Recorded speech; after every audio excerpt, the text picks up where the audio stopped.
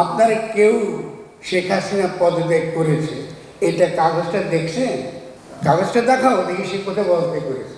সে নিজেকে হাজির রেখেছে সংবিধানের মধ্যে। শেখ হাসিনা সংবিধানের মধ্যে এই রাষ্ট্রটা হাজির ছিল।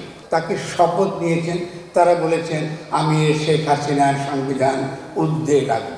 বলছেন আপনি সেই সংবিধানের যিনি ফ্যাসিস্ট প্রেসিডেন্ট শেখ হাসিনা দ্বারা নিয়োজিত কি বলেছে, আমি শেখ হাসিনার প্রণীত সংবিধান আমি রক্ষা করিব। আপনাদের করতে দিয়েছেন তখন প্রতিবাদ করেন না কেন? আমি একা প্রতিবাদ করতে হবে।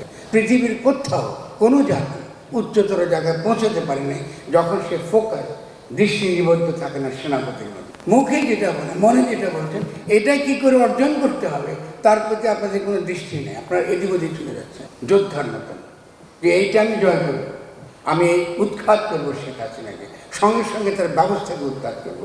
ওদের ঠিকই করে দাবি করছে আমি এখন আমি বাংলাদেশের প্রধানমন্ত্রী বলতেছে, ওর ছেলে বলতেছে, ও বলতেছে।